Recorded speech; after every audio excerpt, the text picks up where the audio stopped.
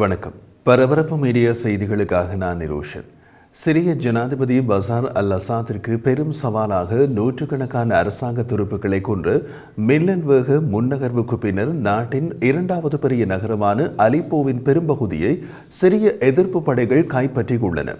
இஸ்லாமின் சன்னி மத பிரிவு இயக்கமான ஹயாத் டாக்ரீர் அல் ஷாம் இயக்கத்தின் தலைமையில் ஆயுதமேந்திய இஸ்லாமிய இயக்கங்களின் கூட்டணி இந்த வாரம் ஒரு திடீர் தாக்குதலை தொடங்கியது.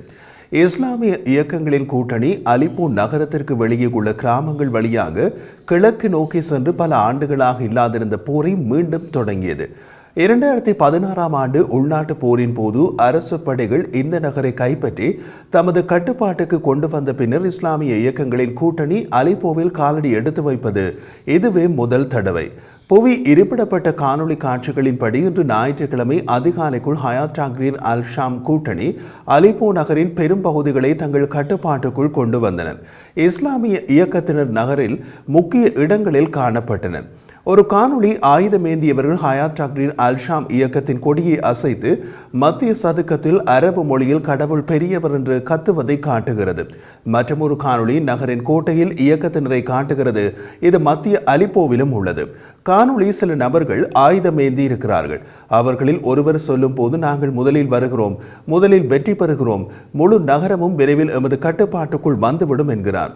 அலிப்போ நகரின் வடகிழக்கு பகுதி மட்டுமே விதிவிலக்கு என்று தோன்றுகிறது. அங்கு ஒரு சில சுற்றுப்புறங்கள் அரசாங்க படைகள் மற்றும் ஈரானிய ராணுவம் மற்றும் ஹெஸ்புல்லாவின் கட்டுப்பாட்டில் உள்ளன.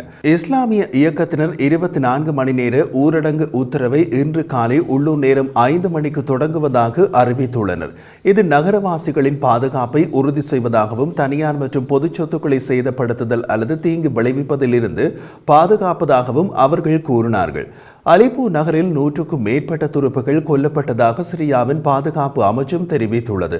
அவர்களுடன் இருந்த ஈரானிய ராணுவத்தினர் மற்றும் ஹெஸ்புல்லா இயக்கத்தினர் எத்தனை பேர் கொல்லப்பட்டனர் என்ற கணக்கை சிரியாவின் பாதுகாப்பு அமைச்சு வெளியிடவில்லை.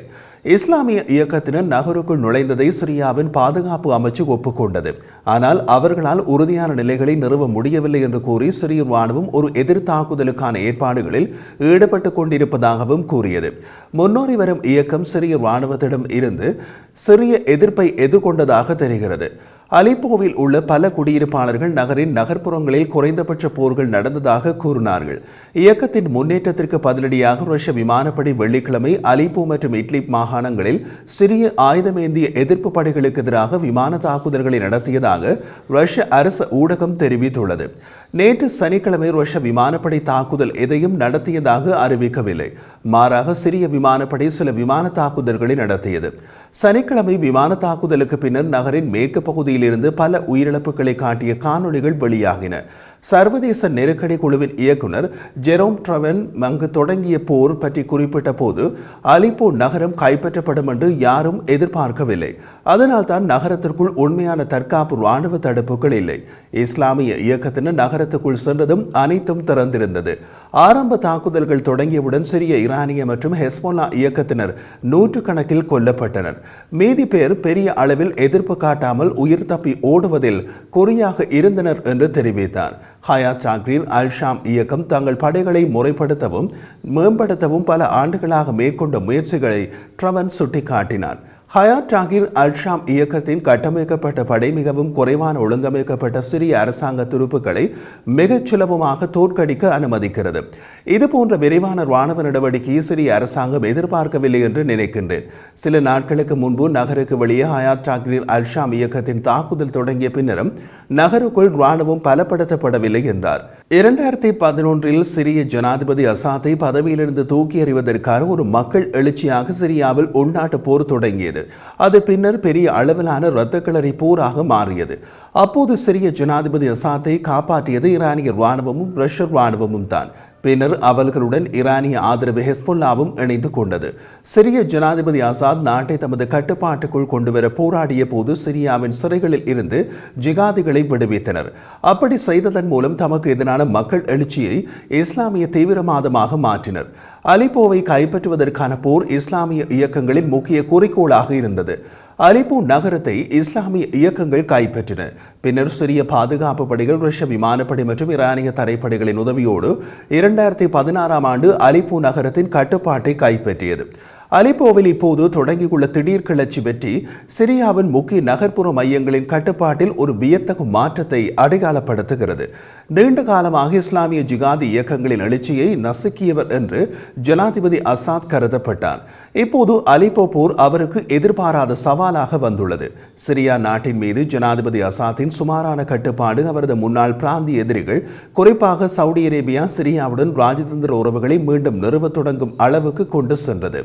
HTS என்று சுருக்கமாக குறிப்பிடப்படும் ஹயாத் தக்ரீர் அல் ஷாம் இயக்கத்தின் திடீர் வெற்றி அவர்கள் கைப்பற்றிய பிரதேசத்தை வைத்திருக்கும் அவர்களின் திறனை பற்றிய கேள்விகளை எழுப்பியுள்ளது. மேலும் HTS இயக்கத்தின் தலைவர் அபு முஹம்மது அல் ஜுலானியின் தலைமையிலான விரிவாக்கப்பட்ட இயக்கத்திற்கு எவ்வளவு பலம் இருக்கிறது என்பதும் தெரியவில்லை. அபு முஹம்மது அல் ஜுலானி முன்பு 2016ஆம் ஆண்டு அலிப்போ நகரம் HTS இயக்கத்தால் இழக்கப்பட்ட பின் 2017ஆம் ஆண்டு இயக்கத்தின் தலைவரானார். அதன்பின் இயக்கத்தை எந்த அளவுக்கு மேம்படுத்தியுள்ளார் என்பதும் சரியாக தெரியவில்லை. அபு முஹம்மது அல் ஜுலானி அமெரிக்க ராஜாங்க அமைச்சின் தீவிரவாத பட்டியலில் இணைக்கப்பட்டார். அவரது தலைக்கு $10 மில்லியன் பரிசு தொகை அமெரிக்கா அறிவித்துள்ளது. ஆனால் நடைமுறையில் சிரியாவின் இட்லிப் மாகாணத்தை பல ஆண்டுகளாக ஆட்சி செய்துள்ளார். அதாவது சிரியாவின் இட்லிப் மாகாணத்தின் பெரும்பகுதி இப்போது ஹயாத் தக்ரீர் அல் ஷாம் இயக்கத்தின் கட்டுப்பாட்டில் தான் உள்ளது. அதை HTS இயக்கத்திடமிருந்து சிரிய இராணுவத்தால் கைப்பற்ற முடியவில்லை. இப்போது திரையில் தெரியும் வரைபடத்தை பாருங்கள். மஞ்சள் நிறத்தில் தெரியும் இட்லிப் மாகாணம் HTS இயக்கத்தின் கட்டுப்பாட்டில் உள்ளது. அதற்கு கிழக்கே உள்ள அலிப்போ மாகாணத்தின் தலைநகரை இப்போது HTS இயக்கம் கிட்டத்தட்ட கைப்பற்றியுள்ளது. அத்துடன் நின்று விடாமல் HTS இயக்கம் அதற்கு கிழக்கே உள்ள ராக்கா மாகாணத்தில் கண் வைக்கலாம், அல்லது இட்லிப் மாகாணத்திற்கு தெற்கே உள்ள ஹமா மாகாணத்தில் கண் வைக்கலாம். அலிப்போ மாகாணத்தில் HTS இயக்கத்திற்கு ஒரு முக்கிய சிக்கல் உள்ளது. அது என்னவென்றால் அலிப்போ மாகாணத்தின் சில சுற்றுப்புறங்கள் குர்திஷ் படைகளின் கட்டுப்பாட்டில் உள்ளன. HTS இயக்கமும் குர்திஷ் படைகளும் பரம எதிரிகள். இருதரப்பும் அவ்வப்போது மோதி கொண்டவர்கள். அலிப்போ நகருக்கு HTS இயக்கம் போர் புரிய தொடங்க குர்திஷ் படைகள் அலிப்போ மாகாணத்தில் மேலும் சில சுற்றுப்புறங்களில் தங்கள் கட்டுப்பாட்டை விரிவுபடுத்தியுள்ளன என்று குடியிருப்பாளர்கள் தெரிவித்தனர். HTS இயக்கம் இந்த வாரம் தாக்குதல்களை தொடங்கிய போது குர்திஷ் படைகள் குர்திஷ் மக்கள் வசிக்கும் 2 சுற்றுப்புறங்களை மட்டும் வைத்திருந்தனர். ஆனால் இப்போது சிரிய இராணுவத்தின் கட்டுப்பாட்டில் இருந்த பகுதிகளை கைப்பற்றி அவற்றையும் தமது கட்டுப்பாட்டுக்குள் கொண்டு வந்து விட்டார்கள். HTS இயக்கம் துருக்கி ஆதரவு இயக்கம். குர்திஷ் படைகள் துருக்கியின் எதிரிகள். அதே நேரத்தில் குர்திஷ் படைகள் அமெரிக்க ஆதரவாளர்கள். குர்திஷ் படைகளுக்கு ஆயுத உதவி அமெரிக்கா, HTS இயக்கத்திற்கு ஆயுத உதவி துருக்கி. இந்த 2 தரப்புக்கும் எதிரி சிரியா. அந்த சிரியாவின் ஆதரவாளர்கள் ரஷ்யா மற்றும் ஈரான். இப்போது உங்களுக்கு இதில் உள்ள புவிசார் அரசியல் புரிந்திருக்கும். HTS இயக்கம் அலிப்போ நகரை கைப்பற்றுவது என்பது ஒரு நகரை கைப்பற்றுவது என்பதுடன் நின்று விடாது. அமெரிக்கா, ரஷ்யா, துருக்கி, ஈரான், ஹெஸ்போலா என்று எல்லோருமே காட்சிக்குள் உள்ளார்கள்.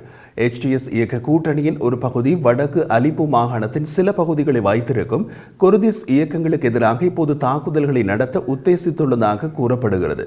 அலிப்போ நகரை இழப்பது சிரிய ஜனாதிபதி அசாத்தின் படைகளுக்கு குறிப்பிடத்தக்க பின்னடைவை குறிக்கிறது. மக்கள் தொகை மற்றும் அதன் பொருளாதார மூலதனத்தின் அடிப்படையில் சிரியாவின் மிகப்பெரிய நகரம் இது. ஒரு காலத்தில் இது உலகின் பழமையான மக்கள் வசிக்கும் நகரங்களில் ஒன்றாக இருந்தது. 2016இல் அசாத் கைப்பற்றும் வரை அலிப்போ HTS இயக்கத்தின் முக்கிய கோட்டையாகவும் இருந்தது. HTS இயக்கம் மீண்டும் அலிப்போவில் காலூன்றுவதால் அவர்கள் இனி இட்லிப் மாகாணத்தில் மட்டும் முடக்கப்படவில்லை. இது ஒரு தொடர் விளைவை ஏற்படுத்தக்கூடும். சிரியாவின் முக்கிய ஆதரவாளரான ரஷ்யா உக்ரைன் போரில் தீவிரமாக உள்ளது. சிரியாவின் மற்ற முக்கிய ஆதரவாளரான ஈரான் இஸ்ரேலுடன் நேரடி மற்றும் மறைமுக போரில் உள்ளது. ஈரானிய ஆதரவு நெட்வொர்க்கில் உள்ள ஹெஸ்போல்லா லெபனானில் 13 மாத போருக்கு பின் பின்தங்கிய நிலையில் உள்ளது. இதனால் சிரியாவுக்கு ஆதரவு அளிப்பவர்களின் கைகள் ஓரளவுக்கு கட்டப்பட்ட நிலையில் உள்ளன. ஆனால் HTS இயக்கத்தின் முக்கிய நோக்கம் சிரியாவில் வேறு நகரங்களையும் கைப்பற்றுவது என்பதாக இருக்கலாம்.